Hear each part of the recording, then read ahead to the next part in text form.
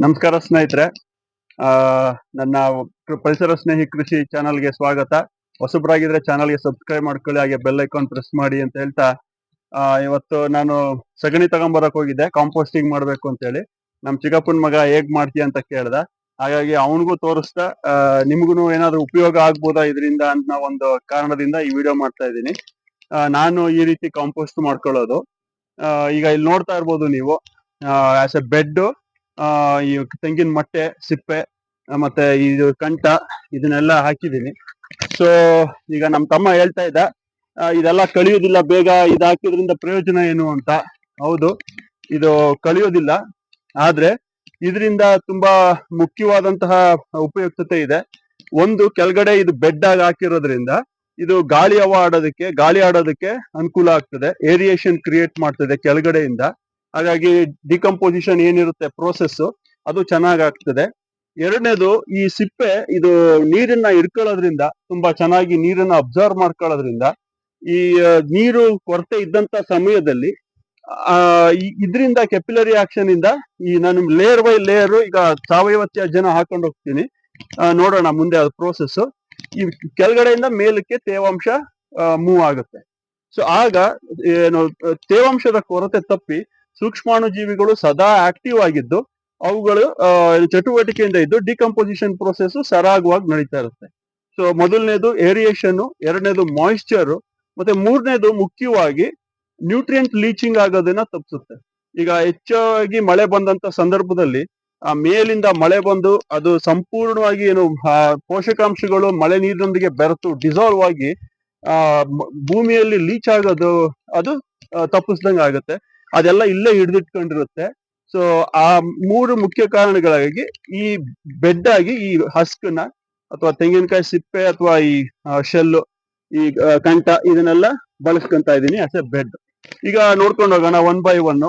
ಈಗ ಮೊದಲನೇದಾಗಿ ಇದ್ರ ಮೇಲೆ ನಾನು ಒಣ ತ್ಯಾಜ್ಯನ ಹಾಕ್ತೀನಿ. ಸೊ ನಾನು ಮಾಡುವಂತ composting process carbon nitrogen balancing ಆಗಿರುತ್ತೆ. ಸೊ ಕಾಂಪೋಸ್ಟಿಂಗ್ ಉತ್ಕೃಷ್ಟವಾದಂತ ಕಾಂಪೋಸ್ಟಿಂಗ್ ನಮ್ಗೆ ಸಿಗ್ತದೆ. ಸೊ ಈಗ ಮೊದಲನೇದಾಗಿ, ಈಗ ಇಲ್ಲೇ ನಾನು ಶೇಖರಣೆ ಮಾಡಿಟ್ಕೊಂಡಿದ್ದೀನಿ. ಇಲ್ಲೆಲ್ಲ ಎಲೆಗಳು, ಲೀಫ್ ಲಿಟರ್ ಇದೆಲ್ಲ ಬಿದ್ದಿತ್ತು. ಇದನ್ನ ಮೊದಲನೇ ಲೇಯರ್ ಆಗಿ ಹಾಕ್ತೀನಿ ಇದ್ರ ಮೇಲೆ.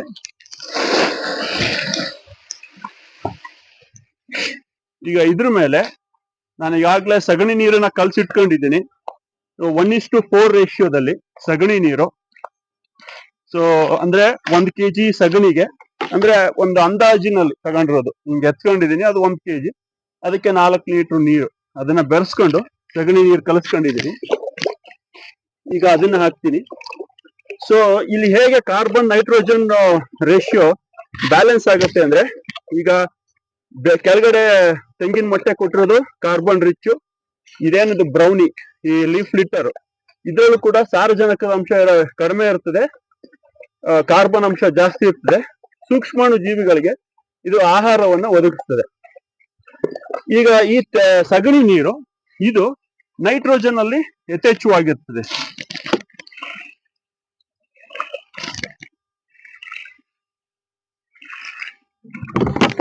ಸೊ ನೈಟ್ರೋಜನ್ ಅವುಗಳ ಅಭಿವೃದ್ಧಿಗೆ, ಸೂಕ್ಷ್ಮಾಣು ಜೀವಿಗಳ ಬೆಳವಣಿಗೆಗೆ ಪ್ರೋಟೀನ್ ಬೇಕಾಗಿರ್ತದೆ. ಅವು ನಮ್ಗೆ ಹೇಗೆ ಕಾರ್ಬೋಹೈಡ್ರೇಟ್ಸ್, ಪ್ರೋಟೀನ್ಸ್ ಬೇಕೋ ನಮ್ಮ ದೇಹ ಬೆಳವಣಿಗೆಗೆ, ಹಾಗೆ ಸಹ ಸೂಕ್ಷ್ಮಾಣು ಜೀವಿಗಳಿಗೆ ಕಾರ್ಬನ್ ಸೋರ್ಸ್ ಒಣ ತ್ಯಾಜ್ಯದಿಂದ ಬರ್ತದೆ, ಮತ್ತೆ ನೈಟ್ರೋಜನ್ ಸೋರ್ಸ್ ಈ ತೆಂಗಿನ ಸಗಣಿಯ ಸ್ಲರಿಯಿಂದ ಸಿಗ್ತದೆ. ಈಗ ಇದ್ರ ಮೇಲೆ ಒಂದಷ್ಟು ಮಣ್ಣನ್ನ ಸ್ಪ್ರಿಂಕಲ್ ಮಾಡೋಣ. ಈ ಮಣ್ಣಿನಲ್ಲಿರುವ ಸೂಕ್ಷ್ಮಾಣು ಜೀವಿಗಳು ಇವುಗಳಿಗೆ ಅಂಟ್ಕೊಂಡು ಇವುಗಳು ಕೆಲಸನ ಶುರು ಮಾಡೋದಕ್ಕೆ ಸಹಾಯ ಆಗ್ತದೆ. ಇದೊಂದು ಗುಡ್ಡದಲ್ಲಿ ಇದೆಲ್ಲ ತುಂಬಾ ವರ್ಷದಿಂದ ಹಾಗೆ ಅನ್ಟಚ್ಡ್ ಸಾಯಿಲ್ ಇದೆ.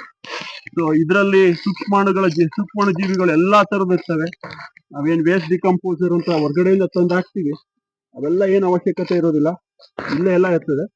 ಈ ಗೊಬ್ಬರ ಕಳಿತು ನಾವು ತೋಟಕ್ಕೆ ಅಥವಾ ಸಸಿಗೆ ಕೊಡೋ ಸಮಯದಲ್ಲಿ ಇದನ್ನ ಟ್ರೈಕೋಡರ್ಮಾ ಜೊತೆ ಎನ್ರಿಚ್ ಮಾಡಿ, ಒಂದ್ 7 ದಿವಸ ಅದ್ರ ಜೊತೆ ಎನ್ರಿಚ್ ಮಾಡಿ ಅವಾಗ ಹಾಕ್ಬೋದು. ಈಗ ನೆಕ್ಸ್ಟ್ ಲೇಯರ್ ಹಸಿ ತ್ಯಾಜ್ಯ. ಇಲ್ಲಿ ನಾಳೆ ಗ್ಲಿರಿಸೀಡಿಯಾ ಗಿಡಗಳು ಬೆಳ್ಕೊಂಡಿದ್ದಾವೆ. ಗ್ಲಿರಿಸೀಡಿಯಾ ಒಂದಷ್ಟು ಕತ್ತರಿಸ್ಕೊಂಡ್ ಬಂದಿದ್ದೀನಿ. ಇದು ಕೂಡ ನೈಟ್ರೋಜನ್ ರಿಚ್. ಸೊ ನಮಗೆ ಹೇಗೆ ಆಹಾರದಲ್ಲಿ ಎಲ್ಲ ವೈವಿಧ್ಯತೆ ಬೇಕೋ ಹಾಗೆ ಅಲ್ಲೊಂದ್ ಸ್ವಲ್ಪ ತೆಗೆದಿಟ್ಕೊಂಡಿದ್ದೀನಿ. ಇಲ್ಲೇ ಬೆಳೆದಿರುವಂತ ಕಳೆ ಇದು ಕೂಡ ನೈಟ್ರೋಜನ್ ರಿಚ್. ಇದು ಈಗ ನೋಡ್ತಾ ಇದ್ದೀರಲ್ಲ, ಸೊ ಇದರಲ್ಲಿ ಕಾರ್ಬನ್ ಅಂಶ ಕಡಿಮೆ ಇರ್ತದೆ, ನೈಟ್ರೋಜನ್ ಅಂಶ ಜಾಸ್ತಿ ಇರ್ತದೆ. ಈಗ ಇನ್ನೊಂದು ರೌಂಡ್ ಇದಕ್ಕೆ ಸ್ಲರ್ರಿ ಹಾಕ್ತೀವಿ. ಈಗ ಪಾಸ್ ಮಾಡಿ. ಓಕೆ, ಈಗ ಹಸಿ ತ್ಯಾಜ್ಯ ಅದ್ರ ಮೇಲೆ ಹಾಕಿದ್ದೀನಿ. ಈಗ ಅದ್ರ ಮೇಲೆ ಇನ್ನೊಂದು ಲೇಯರು ಸಗಣಿ ನೀರು. ಇವತ್ತನ್ನ ಯುವಕರು ಮಾಡಬೇಕು. ಇದನ್ನ ಗಂಜಲ ಸಗಣಿ ಮುಟ್ಟೋದಕ್ಕೆ ಹಿಂಜರಿತಾ ಇದಾರೆ ಯುವಕರು. ಇವೆಲ್ಲ ಮಾಡ್ಲಿಲ್ಲ ಅಂತಂದ್ರೆ ನಾವು ಈಸಿ ಅಂದ್ರೆ ಸಿಂಥೆಟಿಕ್ ಫರ್ಟಿಲೈಸರ್ ಮೊರೆ ಹೋಗ್ಬೇಕಾಗತ್ತೆ. ಜಸ್ಟ್ ಬ್ಯಾಗ್ಗಳು ತಗೊಂಡ್ಬರೋದು, ಮರದ ಸುತ್ತ ಒಂದಷ್ಟು ಜಾಗ ಮಾಡೋದು, ಗುಂಡಿ ಮಾಡೋದು, ಅದು ಹಾಕೋದು. ಸೊ ನಾವು ಸಾವಯವವಾಗಿ ಏನು ಬೆಳೆಯ ಕ್ರಾಪ್ ರಿಕ್ವೈರ್ಮೆಂಟ್, ನ್ಯೂಟ್ರಿಯೆಂಟ್ ರಿಕ್ವೈರ್ಮೆಂಟ್ ಇರುತ್ತೆ, if you want to meet that, so ಇವೆಲ್ಲ ಎಕ್ಸಸೈಸ್ ನ ಮಾಡಬೇಕು. ಎಕ್ಸಸೈಸ್ ಅನ್ನೋದಕ್ಕಿಂತ ಇದು ನಮ್ಮ ಜೀವನ ಶೈಲಿ ಆಗ್ಬೇಕು. ಇದೇ ನಮ್ಮ ಜೀವನ ಶೈಲಿ ಆಗ್ಬೇಕು. ಇದನ್ನೆಲ್ಲ ಮುಟ್ಟೋದಕ್ಕೆ ಹಿಂಜರಿಬಾರ್ದು. ಸಗಣಿ ನೀರು ಹಾಕಿ ಆಗಿದೆ. ಈಗ ಇದ್ರ ಮೇಲೆ ಇನ್ನೊಂದು ಲೇಯರ್ ಸಾಯಿಲ್. ಜಾಸ್ತಿ ಪೈಲಪ್ ಮಾಡಬಾರ್ದು. ಜಾಸ್ತಿ ಪೈಲಪ್ ಮಾಡಿದ್ರೆ ಏನೋ ಇದ್ರ ಮೇಲೆ ಇನ್ನ 2 ಲೇಯರ್ ಹಾಕ್ಬೋದು, ಒಣ ತ್ಯಾಜ್ಯ ಮತ್ತೆ ಅದೇ ಎಲ್ಲ ಫಾಲೋಡ್ ಬೈ ಸ್ಲರ್ರಿ ಮತ್ತೆ ಸಾಯಿಲ್, ಆಮೇಲೆ ಮತ್ತೆ ಹಸಿ ತ್ಯಾಜ್ಯ. ಪೈಲಪ್ ಮಾಡಿದ್ರೆ ಏರಿಯೇಷನ್ ಡೌನ್ ಆಗುತ್ತೆ, ಆಗ ಮತ್ತೆ ಡಿಲೇ ಆಗುತ್ತೆ, ಅಥವಾ ಅನೋರೋಬಿಕ್ ಡಿಕಂಪೋಸಿಷನ್ ಶುರುವಾಗಿ ಸರಿಗೆ ಅದು ಏನು ಸ್ಮೆಲ್, ರಾಟನಿಂಗ್ ಸ್ಮೆಲ್ ಬರ್ತದೆ. ಹಾಗಾಗಿ ಈಗ ನನ್ನ ತಮ್ಮ ನ್ಯಾನೋ ಕೆಮಿಕಲ್ಸ್ ಬಗ್ಗೆ ಹೇಳಿ ಅಂತ ಇದ್ದಾನೆ. ಅದೇನೆ, ನಾವು ಅವೆಲ್ಲ ಯಾವುದೇ ಕೆಮಿಕಲ್ ಮೆಥಡ್ ಹೋದ್ರು ನಾವು ಸಸ್ಟೈನಬಿಲಿಟಿನ ಅಚೀವ್ ಮಾಡೋದಕ್ಕಾಗೋದಿಲ್ಲ. ಸಸ್ಟೈನಬಿಲಿಟಿ ಅಂದ್ರೆ ಏನು? ಸುಸ್ಥಿರತೆ ಅಂದ್ರೆ ನಿರಂತರವಾಗಿ ನಾವು ಯಾವುದೇ ತೊಂದರೆಗಳಿಲ್ದೇನೆ ಯಾವುದೇ ಒಂದು ಬಿಸ್ನೆಸ್ ಆಗ್ಲಿ ಅಥವಾ ವ್ಯವಸಾಯ, ಕೃಷಿನೇ ಆಗ್ಲಿ, ಯಾವ್ದನ್ನು ನಾವು ಮಾಡ್ಕೊಂಡು ಹೋಗಕ್ಕಾಗೋದಿಲ್ಲ. ಸೊ ಸುಸ್ಥಿರತೆಯನ್ನ ಕಾಣಬೇಕು ಅಂತಂದ್ರೆ ನಾವು ಹೊರ್ಗಡೆಯಿಂದ ಯಾವುದೇ ಇನ್ಪುಟ್ಸ್ ನ ತರೋದನ್ನ ನಾವು ಅವಾಯ್ಡ್ ಮಾಡಬೇಕು. ಸೊ ಇಷ್ಟು ಮಣ್ಣನ್ನ ಹಾಕೋದಕ್ ಮುಂಚೆ ಇನ್ನ ಒಂದ್ ಸ್ವಲ್ಪ ಇಲ್ಲಿ ತ್ಯಾಜ್ಯ ತೆರೆದಿಟ್ಕೊಂಡಿದೆ, ಸ್ಲರಿ ಮಾಡಿ ಹಾಕ್ತೀನಿ. ಸೊ ಇದು ಏನೋ ನಾನು ಮಾಡುವಂತ ಪ್ರೋಸೆಸ್. ನನ್ನ ಹಿಂದಿನ ವಿಡಿಯೋದಲ್ಲಿ ಹೇಳಿದ್ದೀನಿ, ನಾನು ಪ್ರತಿ 15 ದಿವಸಗಳಿಗೊಮ್ಮೆ ನಾನು ತೋಟಕ್ಕೆ ಬಂದು ಕೆಲಸ ಮಾಡೋದು. ಬಂದಾಗೆಲ್ಲ ಈ ತರ ಒಂದ್ ಜಾಗದಲ್ಲಿ ಈ ತರ ಕಾಂಪೋಸ್ಟಿಂಗ್ ಮಾಡ್ತೀನಿ. ಆಮೇಲೆ ಇಲ್ಲಿ ನೋಡ್ತಾ ಇರ್ಬೋದು, ಸ್ವಲ್ಪ ಮುಂದೆ ಬನ್ನಿ, ಇಲ್ಲಿ ನೋಡ್ತಾ ಇರ್ಬೋದು, ಇದು ಗಂಜಲ ತಗೊಂಬಂದು ಇಟ್ಕೊಂಡಿದ್ದೀನಿ. ಇದು ಕ್ರಾಸ್ ಬ್ರೀಡ್ ಹಸು, HF ಹಸುದು ಗಂಜಲ. ಇದು ಅಲ್ಲಿ ಗುಂಡಿನಲ್ಲಿ ಶೇಖರಣೆ ಆಗಿರುತ್ತೆ. ಅದನ್ನ ತಗೊಂಡ್ಬಂದು ಇದನ್ನ ನಾಟಿ ಹಸುವಿನಷ್ಟು ಡೈಲ್ಯೂಟ್ ಮಾಡಲ್ಲ, 1:10 ರೇಷಿಯೋದಲ್ಲಿ ಡೈಲ್ಯೂಟ್ ಮಾಡಲ್ಲ. ಇದ್ರಲ್ಲಿ ಸ್ವಲ್ಪ ಪವರ್ ಕಡಿಮೆ ಇರೋದ್ರಿಂದ 1:5 ರೇಷಿಯೋದಲ್ಲಿ ಡೈಲ್ಯೂಟ್ ಮಾಡ್ಕೊಂತೀನಿ. ಇದನ್ನ ದೊಡ್ಡ ಮರಗಳು ಅಥವಾ ಸಸಿಗಳ ಸುತ್ತ ಹಾಕ್ತೀನಿ. ದೊಡ್ಡ ಮರಗಳಾದ್ರೆ ಅದ್ರ ಆಕ್ಟಿವ್ ರೂಟ್ ಝೋನು ಆ ಬುಡದಿಂದ ಒಂದು 5 ಅಡಿ 6 ಅಡಿ ದೂರದಲ್ಲಿ ಇರುತ್ತೆ ಅದ್ರ ಆಕ್ಟಿವ್ ರೂಟ್ ಝೋನು. ಸೊ ಅಲ್ಲ ಹಾಕ್ತೀನಿ. ಮತ್ತೆ ಒಂದಷ್ಟು ರೈತರಿಗೆ ಒಂದಷ್ಟು ಗೊಂದಲಗಳಿವೆ ಅಥವಾ ಡೌಟ್ಸ್ ಗಳಿವೆ. ಏನು ಕಾಂಪೋಸ್ಟಿಂಗ್ ಜೊತೆ ನಾವೇನು ಬೇರೆ ಎನ್ರಿಚ್ ಮಾಡುವಂತದ್ರ ಬಗ್ಗೆ, ಬೇರೆ ಮೈಕ್ರೋ ಆರ್ಗ್ಯಾನಿಸಮ್ಸ್ ನ ಎನ್ರಿಚ್ ಮಾಡೋದ್ರ ಬಗ್ಗೆ ನಾನೇನ್ ಸಲಹೆ ಕೊಡ್ತೀನಿ ಅಂತಂದ್ರೆ, ಇದು ಕಳೆತ ಮೇಲೆ ಇದಕ್ಕೆ ನಾವು ಟ್ರೈಕೋಡರ್ಮಾ ಅಷ್ಟೇ ನಾವು ಎನ್ರಿಚ್ ಮಾಡಿ ನಾವು ಏನು ಮರದ ಸುತ್ತನೋ ಅಥವಾ ಸಸಿ ಸುತ್ತನೋ ಹಾಕೋದು ಬೆಟರ್. ಬರೀ ಟ್ರೈಕೋಡರ್ಮಾ ಮಾತ್ರ ಯೂಸ್ ಮಾಡಿದ್ರೆ ಬೆಟರು. ಕೆಲವರು ಹೇಳ್ತಾರೆ ಟ್ರೈಕೋಡರ್ಮಾ ಮತ್ತೆ ಸೂಡೋಮೋನಾಸ್ ಹಾಕ್ಬೋದಾ ಅಂತ ಹೇಳಿ. ಸೂಡೋಮೋನಾಸ್ ಅದು ದುಂಡಾಣು, ಅದಂದ್ರೆ ಬ್ಯಾಕ್ಟೀರಿಯಾ. ಸೊ ಅದು slow growth, versus trichoderma is very fast growing fungus. So ತುಂಬಾ ಅಗ್ರೆಸಿವ್ ಗ್ರೋತ್ ಇರುತ್ತೆ ಟ್ರೈಕೋಡರ್ಮಾ ಅದು. ಹಾಗಾಗಿ it out competes any other micro organisms surrounding. ಹಾಗಾಗಿ ಟ್ರೈಕೋಡರ್ಮಾ ಜೊತೆ ಬೇರೆ ಯಾವುದೇ ಶಿಲೀಂಧ್ರಗಳಿರ್ಲಿ ಅಥವಾ ಮೈಕ್ರೋರೈಸಾನು ಹಾಕ್ಬೋದಾ ಅಂತ ಕೇಳ್ತಾರೆ. ಮೈಕ್ರೋರೈಸಾನು ಸಹ ಹಾಕ್ಬಾರ್ದು, ಅದ್ರ ಸ್ಪೋರ್ಸ್ ಕೂಡ ನಾಶ ಆಗ್ಬಿಡ್ತವೆ. So trichoderma is very aggressive fungus, ಅದು ತುಂಬಾ ಫಾಸ್ಟ್ ಗ್ರೋತ್ ಇರುವಂತದ್ದು. ಆದ್ರೆ ತುಂಬಾ ಅದ್ರ ಆಂಟಿ ಮೈಕ್ರೋಬಿಯಲ್, ಆಂಟಿ ಫಂಗಲ್ ಅದು. ಮತ್ತೆ ಅದು ಏನು ಫಾಸ್ಫೇಟ್ ಸಾಲಬಲೈಸಿಂಗ್ ಆಕ್ಟಿವಿಟಿನೂ ಕೂಡ ಅದರಲ್ಲಿ ಇದೆ. ಅದ್ರ ಜೊತೆಗೆ ಟ್ರೈಕೋಡರ್ಮಾ ಒಂದೇ ಮಾತ್ರ ಎನ್ರಿಚ್ ಮಾಡಿ, ಬೇರೆ ಯಾವುದೇ ಆರ್ಗ್ಯಾನಿಸಮ್ಸ್ ನ ಹಾಕ್ಬೇಡಿ ಅದ್ರ ಜೊತೆಗೆ. ಮತ್ತೆ ನಾವು ಸೂಡೋಮೋನಾಸ್ ನ ಹಾಕ್ಬೇಕು ತೋಟಕ್ಕೆ, ಅಥವಾ ಮೈಕ್ರೋರೈಸಾ ಕಲ್ಚರ್ ಹಾಕ್ಬೇಕು. ಯಾವಾಗ ಹಾಕುದು ಅಂತ ಹೇಳೋದಾದ್ರೆ, ನಾವು ಇಲ್ಲಿ ಈ ಗೊಬ್ಬರದಲ್ಲಿ ಎನ್ರಿಚ್ ಮಾಡಿ ಅದನ್ನ ಹಾಕಿದ ಒಂದು ಮುಂದಿನ ಒಂದು 15 ದಿವಸಗಳ ಆದ ನಂತರ ಆ ರೂಟ್ ಝೋನ್ ಅಲ್ಲಿ ಡ್ರೆಂಚ್ ಮಾಡ್ಕೊಂಡು ಹೋದ್ರೆ ಸಾಕು. ಏನು ನಮ್ಮ ಹತ್ರ ವ್ಯಾಮ್ ಕಲ್ಚರ್ ಏನಿರುತ್ತೆ, ಮೈಕ್ರೋರೈಸಾ ಕಲ್ಚರ್ ಏನಿರುತ್ತೆ, ಅಥವಾ ಸೂಡೋಮೋನಾಸ್ ಕಲ್ಚರ್ ಏನಿರುತ್ತೆ, ಅದನ್ನ ನೀರಿನಲ್ಲಿ ಕರಗಿಸಿ ಏನು ನಿಮ್ಗೆ ರೆಕಮೆಂಡ್ ಮಾಡಿರ್ತಾರೆ, ಎಸ್ಪೆಷಲಿ ಸೂಡೋಮೋನಾಸ್ ಏನು 2 ರಿಂದ 4 ಗ್ರಾಮ್ ಪರ್ ಲೀಟರ್ ಏನು ಇದರಲ್ಲಿ ಹೇಳಿರ್ತಾರೆ, ಆ ರೇಟ್ ನಲ್ಲಿ ಹೇಳಿರ್ತಾರೆ. ಅದನ್ನ ಅಷ್ಟು ರೇಟ್ ನಲ್ಲಿ ಮಿಕ್ಸ್ ಮಾಡ್ಕೊಂಡು ನಾವು ರೂಟ್ ಝೋನ್ ಅಲ್ಲಿ ಅದನ್ನ ಡ್ರೆಂಚ್ ಮಾಡ್ಕೊಂಡು ಹೋಗ್ಬೋದು. ಸೊ ಖಂಡಿತವಾಗಿಯೂ ಟ್ರೈಕೋಡರ್ಮಾ ಬಿಟ್ಟು ಬೇರೆ ಇನ್ಯಾವುದೇ ಇದು ಆರ್ಗ್ಯಾನಿಸಮ್ಸ್ ನ ಇದರಲ್ಲಿ ಎನ್ರಿಚ್ ಮಾಡೋದಕ್ಕೆ ಹೋಗ್ಬೇಡಿ. ಟ್ರೈಕೋಡರ್ಮಾ ಅಷ್ಟೇ ಬೆಳೆಯುತ್ತೆ, ಬೇರೆದೆಲ್ಲ ಸಪ್ರೆಸ್ ಆಗುತ್ತೆ ಅಥವಾ ನಾಶವಾಗ್ತದೆ. ಸೊ ಈ ರೀತಿ ನಾನು ಈ ವಿಡಿಯೋದಿಂದ ನಿಮ್ಗೆ ಒಂದಷ್ಟು ಉಪಯುಕ್ತತೆ ಆಗಿದೆ ಅನ್ಕೋತೀನಿ. ಸೊ ಟ್ರೈಕೋಡರ್ಮಾ ಅಂದ್ರೆ ಏನು ಅಂತ ಕೇಳ್ತಾ ಇದ್ದೇನೆ. ಟ್ರೈಕೋಡರ್ಮಾ ಅದು ಕೂಡ ಇವಾಗ ಇವರು ಭತ್ತ ಬೆಳೀತಾರೆ. ಈಗ ಭತ್ತದಲ್ಲಿ ಬ್ಲಾಸ್ಟ್ ಬರ್ತದಲ್ವಾ, ಬೆಂಕಿ ರೋಗ that is caused by A fungus. ಅದೇ ತರ ಅದು ಎಲ್ಲ ಎಲ್ಲಿರ್ತದೆ, ನೇಚರ್ ಅಲ್ಲಿ ಇರ್ತದೆ ಫಂಗಸ್. ಅದು ಇಟ್ ಈಸ್ ಕಾಸ್ಡ್ ಬೈ ಮ್ಯಾಗ್ನೋಪೋರ್ಟೆ ಒರೈಸೆ. ಈಗ ಟ್ರೈಕೋಡರ್ಮಾ ವಿರಿಡೆ, ಟ್ರೈಕೋಡರ್ಮಾ ಹಾರ್ಜಿಯಾನಮ್, ಈ ತರ ಸ್ಪೀಸೀಸ್ ಗಳು ಸೈಂಟಿಫಿಕ್ ನೇಮ್ ನ ಹೇಳ್ತಾ ಇರೋದು. ಅದೇ ತರ ಬೆಂಕಿ ರೋಗವನ್ನ ಉಂಟು ಮಾಡುವಂತದ ಶಿಲೀಂಧ್ರ ಮ್ಯಾಗ್ನೋಪೋರ್ಟೆ ಒರೈಸೆ. ಅವೆಲ್ಲ ಎಲ್ಲಿರ್ತವೆ, ನೇಚರ್ ಅಲ್ಲಿ ಇರ್ತವೆ. ನೇಚರ್ ಅಲ್ಲಿ beneficial fungus, disease causing fungus ಎಲ್ಲ ಇರ್ತವೆ.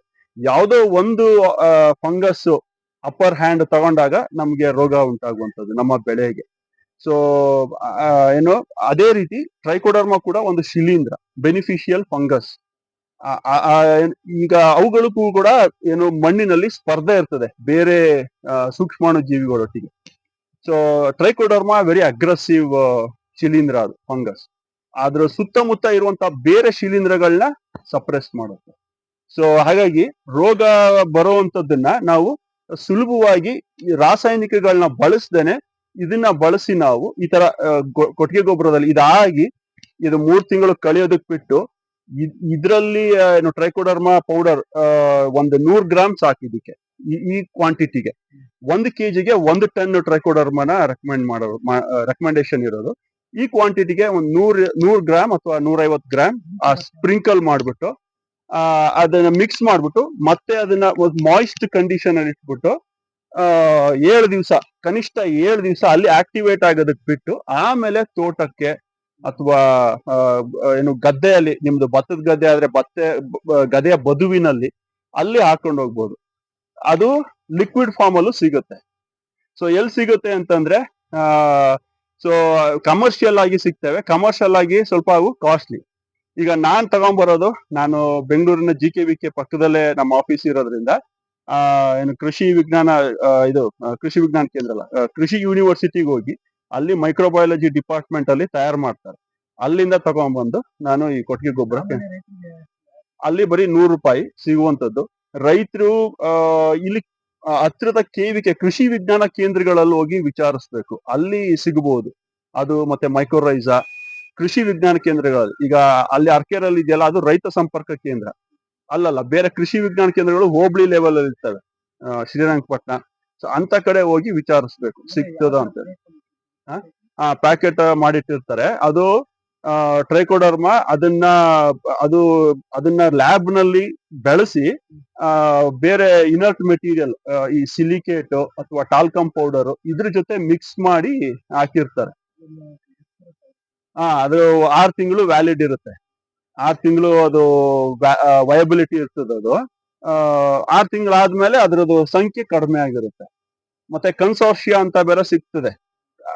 ಅಲ್ಲಿ ಕಾಂಪಿಟೇಷನ್ ಆಗೋದಿಲ್ಲ. ಆ ಕನ್ಸಾರ್ಷಿಯಾ ಅಂತಂದ್ರೆ ಗ್ರೂಪ್, ಏನು ಬೇರೆ ನಾನು ಹೇಳದ್ನಲ್ಲ, ಟ್ರೈಕೋಡರ್ಮಾ ಇರ್ಬೋದು ಅಥವಾ ಸೂಡೋಮೋನಾಸ್ ಇರ್ಬೋದು, ಅವೆರಡನ್ನು ಮಿಕ್ಸ್ ಮಾಡಿ ಪ್ಯಾಕೆಟ್ ಮಾಡಿ ಹಾಕಿರ್ತಾರೆ. ಸೊ ಅಂತವನ್ನ ಅವಾಯ್ಡ್ ಮಾಡ್ಬೇಕು. ಅವರು ಲ್ಯಾಬ್ ನಲ್ಲಿ ಟೆಸ್ಟ್ ಮಾಡಿರ್ತಾರೆ, ಎರಡಕ್ಕೂ ಕಂಪ್ಯಾಟಿಬಿಲಿಟಿ ಇದೆ ಅಂತ ಹೇಳಿ. ಏನೋ ಟ್ರೈಕೋಡರ್ಮಾ ಮತ್ತೆ ಸೂಡೋಮೋನಾಸ್ ಲ್ಯಾಬ್ ನಲ್ಲಿ ಅವೆರಡು ಜೊತೆಯಾಗಿ ಬೆಳಿತವೆ ಅಂತ ಹೇಳಿ ಅವರು ಲ್ಯಾಬ್ ನಲ್ಲಿ ಟೆಸ್ಟ್ ಮಾಡಿರ್ತಾರೆ, ಕಂಪ್ಯಾಟಿಬಿಲಿಟಿ ಟೆಸ್ಟ್ ಮಾಡಿರ್ತಾರೆ. ಬಟ್ ಫೀಲ್ಡ್ ಅಪ್ಲಿಕೇಶನ್ ಬಂದಾಗ ಯಾವಾಗ್ಲೂ ಟ್ರೈಕೋಡರ್ಮಾನೆ, ಅದು ಗೊಬ್ಬರದಲ್ಲಿ ನಾವು ಎನ್ರಿಚ್ ಮಾಡೋದಕ್ಕೆ ಹೋದಾಗ ಗೊಬ್ಬರದಲ್ಲಿ ಅದು ತುಂಬಾ ನ್ಯೂಟ್ರಿಯೆಂಟ್ ರಿಚ್. ಅಂತ ಸಂದರ್ಭದಲ್ಲಿ ಟ್ರೈಕೋಡರ್ಮಾನೆ ಅಪ್ಪರ್ ಹ್ಯಾಂಡ್ ತಗೊಳುತ್ತೆ. ಬೇರೆ ಅದ್ರ ಜೊತೆ ಯಾವುದೇ ಆರ್ಗ್ಯಾನಿಸಮ್ ನ ಮಿಕ್ಸ್ ಮಾಡಿದ್ರೆ ಅದು ಸಪ್ರೆಸ್ ಆಗುತ್ತೆ. ಸೊ ನಾನ್ ಅಲ್ಲಿ ತರೋದು ಅಲ್ಲಿ 100 ರೂಪಾಯಿ ಕೆಜಿ. ಇಲ್ಲಾದ್ರೆ KVK ನಲ್ಲಿ ವಿಚಾರಿಸ್ಬೇಕು, ನಾನ್ ವಿಚಾರಿಸಿಲ್ಲ. ಅದು ಲಿಕ್ವಿಡ್ ಫಾರ್ಮ್ ಅಲ್ಲೂ ಸಿಗುತ್ತೆ, ಆಯಿಲ್ ಎಮಲ್ಷನ್ ಇದ್ರಲ್ಲಿ ಅವರು ಫಾರ್ಮುಲೇಟ್ ಮಾಡಿ ಇಟ್ಟಿರ್ತಾರೆ. ಅದನ್ನ ಬೆಂಕಿ ರೋಗ ಬಂದಾಗ ಮುನ್ನೆಚ್ಚರಿಕೆಯಾಗಿ ಸ್ಪ್ರೇ ಮಾಡ್ಕೊಂಡ್ರೆ, ನಾನು ಈಗ ಸ್ಪೋರ್ಸ್ ಅಂತ ಹೇಳಿದ್ದೀನಿ ಹಿಂದಿನ ವಿಡಿಯೋದಲ್ಲಿ, ಅದು ಸ್ಪೋರ್ಸ್ ನ ತಯಾರಿಸ್ಕೊಂಡಿರುತ್ತೆ. ಸ್ಪೋರ್ಸ್ ನ ತಯಾರಿಸ್ಕೊಂಡು ಅದು ಎಲ್ಲ ಕಡೆ ಏರ್ ನಲ್ಲಿ ಡಿಸ್ಪರ್ಸ್ ಆಗುತ್ತೆ, ಹರಡ್ಕೊಳ್ಳುತ್ತೆ. ಸೊ ಎಲ್ಲೆಲ್ಲಿ ಈ ಮ್ಯಾಗ್ನೋಪೋರ್ತೆ, ಈ ಬೆಂಕಿ ರೋಗ ಹರಡುವಂತ ಶಿಲೀಂಧ್ರ ಇರುತ್ತೆ, ಮ್ಯಾಗ್ನೋಪೋರ್ತೆ ಹೊರ ಇದೆ, ಆ ಸ್ಪೋರ್ಸ್ ಅನ್ನ ಅಥವಾ ಆ ಸ್ಪೋರ್ಸ್ ಜರ್ಮಿನೇಟ್ ಆದ್ಮೇಲೆ ಅದು ಮೈಸೀಲಿಯಾ ಅಂತ ಬರುತ್ತೆ, ಅದನ್ನ ನಾಶ ಮಾಡುತ್ತೆ. ಎಕ್ಸಾಕ್ಟ್ಲಿ. ಕೆಮಿಕಲ್ ತಂದು ನಾವು ಸ್ಪ್ರೇ ಮಾಡೋದಕ್ಕಿಂತ ಕೆಮಿಕಲ್ ನ ಎಷ್ಟೋ ರೈತರು ಮುನ್ನೆಚ್ಚರಿಕೆಯಾಗಿ ಹೊಡಿತಾರೆ, ಬೆಂಕಿ ರೋಗ ಬರಬಾರ್ದು ಅಂತ ಹೇಳಿ. ಅವರು ಬೆಂಕಿ ರೋಗ ಬರಬಾರ್ದು ಅಂತ ಹೇಳಿ ನಾನು ಅದೇ ಹೇಳಿದೀನಿ, ನೋಡಿದ್ಯಾ ನೀನು? ಈ ಬೆಂಕಿ ರೋಗಕ್ಕೆ ಅಂತ ಹೇಳಿ ಒಂದ್ ಎಲೆ ತಗೊಂಡು ಹೋಗ್ತಾರೆ. ಅದು ಆಕ್ಚುಲಿ ಬ್ಲೈಟ್, ಬ್ಯಾಕ್ಟೀರಿಯಲ್ ಬ್ಲೈಟ್ ಇರ್ತದೆ, ಅದ್ರದ್ದು ಲಕ್ಷಣ ಬೇರೆ, ಮತ್ತೆ ಬ್ಲಾಸ್ಟ್ ರೋಗ ಲಕ್ಷಣ ಬೇರೆ. ಬೆಂಕಿ ರೋಗ ಅವರು ಅಲ್ಲಿ ಕ್ಲೋರೋಪೈರಿಪಾಸ್ ಕೊಟ್ಟಿರ್ತಾರೆ, ಅಲ್ಲಿ ಯಾವುದೇ ಕೀಟ ಬಾಧೆ ಇರೋದೇ ಇಲ್ಲ. ಕ್ಲೋರೋಪೈರಿಪಾಸ್ ಅಂಗಡಿಯವರು ಮಾರಾಟ ಮಾಡಿ ಕಳಿಸ್ತಾರೆ. ಸೊ ಹಾಗಾಗಿ ಕೆಮಿಕಲ್ ಹೋಗ್ಬಾರ್ದು, ಕೆಮಿಕಲ್ ನ ಅವಾಯ್ಡ್ ಮಾಡ್ಬೇಕು. ಇಂಥವನ್ನೆಲ್ಲ ಮುನ್ನೆಚ್ಚರಿಕೆಯಾಗಿ, ಅದಕ್ಕೇನೆ ಅಗ್ರೋ ಫಾರೆಸ್ಟ್ರಿ ಅಂದ್ರೆ ಅರಣ್ಯ ಕೃಷಿ. ಈಗ ನಿಮ್ಮ ಭತ್ತದ ಗದ್ದೆ ಆದ್ರೆ ಅಟ್ಲೀಸ್ಟ್ ಬಾರ್ಡರ್ ಸುತ್ತ ಹೊಂಗೆ, ಬೇವು ಇಂಥವನ್ನೆಲ್ಲ ಹಾಕೊಂಡ್ರೆ ಅದ್ರ ಮರದ ಕೆಳಗಡೆ ಇರುವಂತ ಮಣ್ಣಿನ ಟೆಕ್ಸ್ಚರೇ ಬೇರೆ ಇರ್ತದೆ, ಮೈನ್ ಲ್ಯಾಂಡ್ ಅಲ್ಲೇ ಇರುವಂತ ಮಣ್ಣಿನ ಗುಣ ಬೇರೆ ಇರ್ತದೆ. ಈಗ ವಿಡಿಯೋ ಮಾಡೋದಕ್ ಮುಂಚೆ ಅವನ್ ಏನ್ ಹೇಳ್ತಿದ್ದ, ಮಣ್ಣಿನ ಎಲ್ಲಾ ಸಾರ ಎಲ್ಲ ಹೋಗ್ಬಿಟ್ಟಿದೆ, ಎಲ್ಲ ನೀರೇ ಇಂಗ್ತಾ ಇಲ್ಲ ಅಂತಂದಲ್ವಾ. ಅದೇ ಮರದ ಕೆಳಗಡೆ ಇರುವಂತ ಮಣ್ಣಲ್ಲಿ ಏನು ನೀರೆಲ್ಲ ಅಬ್ಸಾರ್ಬ್ ಆಗುತ್ತೆ ಅಲ್ವಾ. ಅಲ್ಲಿ ಈ ಟ್ರೈಕೋಡರ್ಮಾ ಪೌಡರ್ ಫಾರ್ಮ್ ನಲ್ಲಿ ಇರುವಂತದನ್ನ ಕೊಟ್ಟಿಗೆ ಗೊಬ್ಬರದಲ್ಲಿ ಏನು ಅದನ್ನ ಎನ್ರಿಚ್ ಮಾಡಿ ಅಲ್ಲಿ ಹಾಕೊಂಡ್ ಬಂದ್ರೆ, ಸೊ ಅದು ಸ್ಪೋರ್ಟ್ಸ್ ನ ತಯಾರಿಸ್ಕೊಂಡು ಬೇರೆ ಮೈನ್ ಲ್ಯಾಂಡ್ ಅಲ್ಲಿ ವೃದ್ಧಿ ಆಗುವಂತ ಶಿಲೀಂಧ್ರವನ್ನ ಸಪ್ರೆಸ್ ಮಾಡುತ್ತೆ. ಟೆಕ್ನಿಕಲ್ ನೇಮು ಅದು ಈಗ ಪ್ರೈವೇಟ್ ಕಂಪನಿಯವರು ಮಾರ್ತಾರೆ, ಈಗ ಟ್ರೈಕೋ ಕವಚ್ ಅಂತ ಮಾರ್ತಾರೆ. ಟೆಕ್ನಿಕಲ್ ನೇಮ್ ಅದ್ರಲ್ಲಿ ಏನು ಯಾವ್ದು ಸ್ಟ್ರೈನ್, ಅದಕ್ಕೆ ಈಗ ಸ್ಟ್ರೈನ್ಸ್ ಗಳಿರ್ತವೆ. ಈಗ ಟೊಮ್ಯಾಟೊ ಬೆಳೆ ತಗೊಂಡ್ರೆ ಅದ್ರಲ್ಲಿ ಬೇರೆ ಬೇರೆ ತಳಿಗಳಿರ್ತವೆ, ಲೋಕಲ್, ಹೈಬ್ರಿಡ್ ಆ ತರ. ಅದೇ ತರ ಈ ಸೂಕ್ಷ್ಮಾಣು ಜೀವಿಗಳಲ್ಲೂ ಬೇರೆ ಬೇರೆ ತಳಿಗಳಿರ್ತವೆ, ಟ್ರೈಕೋಡರ್ಮಾ ವಿರಿಡೆ, ಟ್ರೈಕೋಡರ್ಮಾ ಹಾರ್ಜಿಯಾನಮ್, ಈ ತರ. ಸೊ ಆದ್ರೆ ಯಾವ್ದಾದ್ರು ಕಂಪನಿ ಮಾರ್ತಾ ಇದ್ರೆ ಅದಕ್ಕೊಂದು ಬ್ರ್ಯಾಂಡ್ ನೇಮ್ ಕೊಟ್ಟಿರ್ತಾರೆ, ಟ್ರೈಕೋ ಕವಚ್ ಅಂತ ಹೇಳಿ, ಅಥವಾ ಇನ್ನೊಂದ್ ಏನೋ ಹೆಸರು ಹಾಕಿರ್ತಾರೆ. ಸೊ ಆ ಹೆಸರಿನಲ್ಲಿ ಮಾರಾಟ ಆಗ್ತಿರ್ತವೆ. ಸೊ ನಾವು ಆದ್ರೆ ಪ್ರೈವೇಟ್ ಇಂದ ನಾವು ತಗೋಬೇಕಾದ್ರೆ ಅದ್ರ ಎಕ್ಸ್ಪೈರಿ ಡೇಟ್ ನೋಡಿ ತಗೋಬೇಕು. 6 ತಿಂಗಳು ಮೇಲೆ ಅದು ವಯಬಿಲಿಟಿ ಅಂದ್ರೆ ಅವುಗಳ ಸಂಖ್ಯೆ ಕಡಿಮೆ ಆಗ್ಬಿಟ್ಟಿರುತ್ತೆ. 6 ತಿಂಗಳು ಮೇಲೆ ಮೀರೋಗಿದ್ರೆ ಅಂತದನ್ನ ತಗೊಳಕ್ ಹೋಗ್ಬಾರ್ದು. ಈಗ ನೀ ಕೇಳ್ದಲ್ಲ ಟ್ರೈಕೋಡರ್ಮಾ ಇಲ್ಲಿ ಹಾಕಿದ್ಯಾ ಅಂತ, ಈಗ ಹಾಕಲ್ಲ ನಾನು. ಇದು 3 ತಿಂಗಳು ಚೆನ್ನಾಗಿ ಕಳಿತು ಆಮೇಲೆ ನಾನು ತಗೊಂಡ್ಬಂದು ಒಂದು 100 ಗ್ರಾಮ್ 150 ಗ್ರಾಮ್ ಇದಕ್ ಮಿಕ್ಸ್ ಮಾಡ್ತೀನಿ. ಇದಕ್ ಮಿಕ್ಸ್ ಮಾಡ್ಬಿಟ್ಟು ಮತ್ತೆ 7 ದಿವಸ ಬಿಡ್ತೀನಿ, ಸ್ವಲ್ಪ ಮಾಯಿಸ್ಟ್ ತೇವಾಂಶದಲ್ಲಿ ಇದನ್ನ ಬಿಡ್ತೀನಿ. ಆಮೇಲೆ ಇದನ್ನ ತಗೊಂಡೋಗಿ ನಾನು ಸಸಿಗಳಿಗೆ ಹಾಕೋದು, ಭೂಮಿಗೆ ಹಾಕೋದು. ಈಗ ಹೇಗೆ ಹಾಕೋದು ಅಂತಂದ್ರೆ, ಈಗ ಇಲ್ಲಿ ಮಲ್ಚ್ ಮಾಡಿದೀನಲ್ವಾ, ಇಲ್ಲಿ ಮಲ್ಚ್ ಕೆಳಗಡೆ ಮಲ್ಚನ್ನ ಎತ್ಬಿಟ್ಟು, ಈಗ ಇದನ್ನ ಎತ್ಬಿಟ್ಟು ಇಲ್ಲಿಗೆ ಹಾಕೋದು. ಇಲ್ಲಿ ಬುಡಕ್ ಹಾಕ್ಬಾರ್ದು, ಅದನ್ನೇ ಹೇಳಿದ್ನಲ್ಲ ನಾನು, ಅರಣ್ಯ ಕೃಷಿ ಅಂತ ಮಾಡ್ಕೊಂಡ್ರೆ ನಾವು ಈಗ ಅಲ್ಲೆಲ್ಲ ಹಾಕೊಂಡ್ ಬರ್ಬೋದು, ಅಲ್ಲೆಲ್ಲ ಸಾಯಿಲ್ ಲೂಸ್ ಇರ್ಬೇಕು, ಅಲ್ಲೆಲ್ಲ ಹಾಕೊಂಡ್ ಬರ್ಬೋದು. ಈಗ ಇದ್ರದ್ದು ಮರದ ಇಲ್ಲಿ ಆಕ್ಟಿವ್ ರೂಟ್ ಝೋನ್ ಇಲ್ಲಿರುತ್ತೆ, ಅದನ್ನ ಹಾಕಿದ್ಮೇಲೆ ಮತ್ತೆ ಮಲ್ಚ್ ಹಾಕ್ಬಿಡ್ಬೇಕು, ಮುಚ್ಚಳಿಕೆ ಹಾಕ್ಬಿಡ್ಬೇಕು. ಯಾಕೆಂದ್ರೆ ಇದು ಸನ್ಲೈಟ್ ಗೆ, ಹೀಟ್ ಗೆ ಎಕ್ಸ್ಪೋಸ್ ಆದ್ರೆ again it's number goes down. ಒಳಗಡೆ ಈಗ ಮಲ್ಚಿಂಗ್ ಮಾಡೋದ್ರಿಂದ ಒಳಗಡೆ ತೇವಾಂಶ ಇರುತ್ತೆ ಅಲ್ವಾ, ಮತ್ತೆ ಆ ಕೊಟ್ಟಿಗೆ ಗೊಬ್ಬರ ಜೊತೆ ಹಾಕೋದ್ರಿಂದ ಅದಕ್ಕೆ ಆಹಾರನೂ ಸಹ ಪಕ್ಕದಲ್ಲೇ ಇರುತ್ತೆ. ಮತ್ತೆ ಯಾವುದೇ ಜೀವಾಣು, ಅದು ಸಹ ಜೀವ, ಅದನ್ನು ಬೆಳಿಬೇಕಂದ್ರೆ ತೇವಾಂಶ ಇರಬೇಕು, ತೇವಾಂಶ ಇರುತ್ತೆ, ಮತ್ತೆ ಆರ್ಗ್ಯಾನಿಕ್ ಕಾರ್ಬನ್ ಇರುತ್ತೆ ಜೊತೆಯಲ್ಲಿ, ಅವಾಗ ಅದು ಹ್ಯಾಪಿಲಿ ವೃದ್ಧಿ ಆಗುತ್ತೆ. ಫೀಲ್ಡ್ ಕ್ರಾಪ್ಸ್, ಈಗ ಫೀಲ್ಡ್ ಕ್ರಾಪ್ಸ್ ಬೆಳೆಯೋರು ಅರಣ್ಯ ಕೃಷಿ ಅಂದ್ರೆ, ಈಗ ನಾ ಅದಕ್ಕೆ ಹೇಳಿದ್ದು, ಈಗ ನೆಕ್ಸ್ಟ್ ಮುಂಗಾರು ಶುರು ಆಗ್ತದಲ್ಲ, ಬೇವು, ಎಬ್ಬೇವೇ ಆಗ್ಲಿ ಅಥವಾ ಹೊಂಗೆ, ಹೊನ್ನೆ ಇಂಥವನ್ ತಗೊಂಬಂದು ಎಲ್ಲಾರು ನೋಡು, ಎಲ್ಲಾರು ಜಾಗ ಇದೆಯಾ ಎಲ್ಲರೂ ನೆಟ್ಕೋಬೋದಾ, ಅವುಗಳ ಕೆಳಗಡೆ ಅವುಗಳು ಸ್ವಲ್ಪ ಬೆಳೆದಾಗ ನೀವು ಇಂಥವೆಲ್ಲ ಹಾಕೊಂಡ್ರೆ ನಮ್ಗೆ ಬ್ಲಾಸ್ಟ್ ಇರ್ಲಿ ಅಥವಾ ಈ ದುಂಡಾಣು ರೋಗದ್ದು ಬ್ಯಾಕ್ಟೀರಿಯಲ್ ಬ್ಲೈಟ್ ಅಂತ ಬರ್ತದೆ, ಇವೆಲ್ಲ ಯಾವುದೇ ರೋಗ ಬರೋದಿಲ್ಲ. ನಾವ್ ಯಾವುದೇ ಕೆಮಿಕಲ್ ಮೇಲೆ ಡಿಪೆಂಡ್ ಆಗ್ಬೇಕಾಗಿಲ್ಲ. ಇದಕ್ಕೆಲ್ಲ ಸರಿಗೆ ಸಗಣಿ ನೀರು ಡಿಸ್ಟ್ರಿಬ್ಯೂಟ್ ಆಗಿರ್ಲಿಲ್ಲ, ಇದನ್ನ ಹಾಕ್ತಾ ಇದ್ದೀನಿ. ಹಾಗೆ ಇಲ್ಲಿ ಈಗ ನನ್ನ ತಮ್ಮ ಕೇಳ್ದ, ಅವನು ಈಗ ಟ್ರೈಕೋಡರ್ಮಾನ ನಾವು ರಸ್ತೆ ಬದಿನಲ್ಲಿ ತಿಪ್ಪೆ ಮಾಡ್ಕೊಂತೀವಿ, ಆ ತಿಪ್ಪೆಗೆ ಹಾಕೊಂಬೋದಾ, ಮೊದ್ಲಿಂದಾನೇ ಹಾಕೋಬೋದಾ ಅಂತ ಕೇಳ್ತಾ ಇದ್ದಾನೆ. ಅದಕ್ಕೆ ಹಾಕಿದ್ರೆ ಅಷ್ಟು ಪ್ರಯೋಜನ ಇಲ್ಲ ಅಂತ ನಾನು ಹೇಳ್ತಾ ಇದ್ದೀನಿ. ಅದನ್ನ ನಾವು FOM ಅಂದ್ರೆ ಆ ಮೆನ್ಯೂರ್ನ ಟ್ರೈಕೋಡರ್ಮಾ ಇಂದ ಎನ್ರಿಚ್ ಮಾಡ್ಕೋಬೇಕು ಅಂತಂದ್ರೆ ಅದು ಚೆನ್ನಾಗಿ ಮೆಚೂರ್ಡ್ ಕಲ್ತಿರೋ ಗೊಬ್ಬರಕ್ಕೆ ಟ್ರೈಕೋಡರ್ಮಾನ ಮಿಕ್ಸ್ ಮಾಡ್ಕೊಂಡು ಅದನ್ನ ಒಂದು 7 ದಿವಸ ಬಿಟ್ಟು ಅದನ್ನ ಭೂಮಿಗೆ ಹಾಕಿದ್ರೆ ಸಾಕು. ಮೊದ್ಲಿಂದನೂ ಹಾಕೋದು ಬೇಡ, ಯಾಕೆಂದ್ರೆ ಈ ರೀತಿ ಮಾಡೋದಿಲ್ಲ. ಈಗ ಸಾಮಾನ್ಯವಾಗಿ ರೈತರು ಈ ರೀತಿ ಗೊಬ್ಬರವನ್ನ ಮಾಡ್ಕೊಳ್ಳೋದಿಲ್ಲ.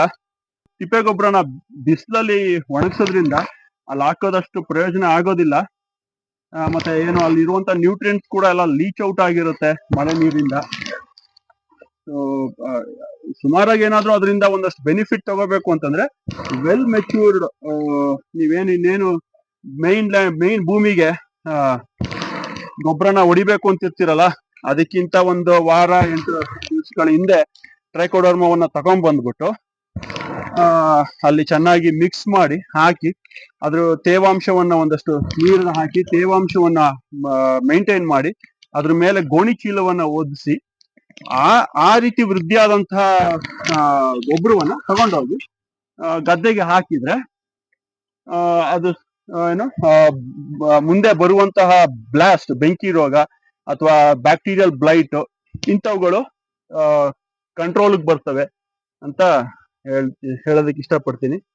ಸೊ ಸುಮಾರಾಗಿ ಮಾಡಿದೀನಿ, ಇನ್ನೊಂದಷ್ಟು ತರ್ತೀನಿ ನಾನು. ಇನ್ನೊಂದಷ್ಟು ಅಲ್ಲಿ ತ್ಯಾಜ್ಯಕ್ಕೆ ಅಲ್ಲೆಲ್ಲ ಸರಿಯಾಗಿ ಸಗಣಿ ನೀರು ಹೋಗಿಲ್ಲ, ಅದಕ್ಕೆ ಇನ್ನೊಂದು ರೌಂಡ್ ಹಾಕ್ಬಿಟ್ಟು ಮಣ್ಣನ್ನ ಹಾಕಿ ಸೊ ಇದನ್ನ 3 ತಿಂಗಳ ಕಾಲ ಬಿಡ್ತೀನಿ. ಅದೇ ತರ ಇನ್ನೊಂದು ಬ್ಯಾಚು 1 ತಿಂಗಳಿಂದ ಮಾಡಿದ್ದೆ. ಈಗ ಇದನ್ನ ಈ ಮೊಟ್ಟೆನ ಅದ್ರ ಮೇಲೆ ಒದಿಸಿದ್ದೆ. ಈಗ ಇದನ್ನ ಏರಿಯೇಷನ್ ಕೊಡೋಣ ಚೆನ್ನಾಗಿ ಆಗುತ್ತೆ ಅಂತ ನಾನು ಬಂದೆ, ಸಂಖ್ಯೆ ತಗೊಂಡ್ ಬಂದೆ. ಬಟ್ ನೈಸರ್ಗಿಕವಾಗಿ ಅದು ಏರಿಯೇಷನ್ ಆಗ್ತಾ ಇದೆ, ಸಹಾಯ ಮಾಡ್ತಾ ಇದೆ. ಏನು ಈ ಗೆದ್ದಲೆಲ್ಲ ಬೆಳ್ಕೊಂಡು ಇಲ್ಲಿ ನೋಡ್ಬೋದು, ಗೆದ್ದಲು ಇದೆಲ್ಲ ಬೆಳ್ಕೊಂಡು ಈಗ ಡಿಸ್ಟರ್ಬ್ ಮಾಡೋದು ಬೇಡ. ಈಗ ಈ ಮೊಟ್ಟೆ ಎತ್ತಿದ ತಕ್ಷಣ ಅವೆಲ್ಲ ಇದಾವೆ, ಸೊ ಡಿಸ್ಟರ್ಬ್ ಮಾಡೋದು ಬೇಡ. ಅವೇ ಏರಿಯೇಷನ್ ನ ಕ್ರಿಯೇಟ್ ಮಾಡ್ತಾ ಇದಾವೆ. ಅದೇ ಎಲ್ಲ ಏನು ಇದನ್ನ ಶ್ರೆಡ್ ಮಾಡಿ ಏನು ತ್ಯಾಜ್ಯ ಇದೆ ಅದನ್ನೆಲ್ಲ ಪುಡಿ ಮಾಡಿ ಸೂಕ್ಷ್ಮಾಣು ಜೀವಿಗಳು ಅದ್ರ ಮೇಲೆ ಆಕ್ಟ್ ಮಾಡೋಕೆ ಒಂದು ಅನುಕೂಲಕರವಾದಂತಹ ವಾತಾವರಣವನ್ನ ಕ್ರಿಯೇಟ್ ಮಾಡ್ತಾ ಇದೆ. ಸೊ ಹಾಗಾಗಿ ನಾನು ಇದನ್ನ ತಗೊಂಡು ಏನು ಇದನ್ನ ಬಗೆದು ಟರ್ನ್ ಮಾಡಿ ಏರಿಯೇಷನ್ ಕ್ರಿಯೇಟ್ ಮಾಡೋ ಅವಶ್ಯಕತೆ ಇಲ್ಲ. ಇನ್ನ 2 ತಿಂಗಳು ಹೋದ್ರೆ ನನಗೆ ಇದೊಂದು ಉತ್ತಮವಾದ ಗೊಬ್ಬರ ಆಗುತ್ತೆ. ಇದನ್ನ ತಗೊಂಡೋಗಿ ಎಲ್ಲ ಕಡೆ ಯಾವ್ಯಾವ ಮರಗಳಲ್ಲಿ ನನಗೆ ಅರಳು ಉದುರುತ್ತಾ ಇದೆ, it's indication of nitrogen deficiency ಮತ್ತೆ ಬೇರೆ ಮೈಕ್ರೋನ್ಯೂಟ್ರಿಯನ್ ಡಿಫಿಷಿಯನ್ಸಿ, ಅದೆಲ್ಲ ಇಲ್ಲಿ ಯಥೇಚ್ಛವಾಗಿರ್ತದೆ. ಅದನ್ನ ತಗೊಂಡೋಗಿ ಮೊದಲು ಪ್ರಯಾರಿಟಿ ಬೇಸಿಸ್ ಮೇಲೆ ಅಂತಹ ಮರಗಳಿಗೆ ಹಾಕ್ತೀನಿ. ಈ ವಿಡಿಯೋಯಿಂದ ಒಂದಷ್ಟು ಉಪಯುಕ್ತ ಮಾಹಿತಿ ನಿಮ್ಗೆಲ್ಲ ಸಿಕ್ತು ಅನ್ಕೊಂತೀನಿ. ಇಷ್ಟು ಹೇಳಿ ನಾನು ಮಾತನ್ನು ಮುಗಿಸ್ತೀನಿ. ನಮಸ್ಕಾರ.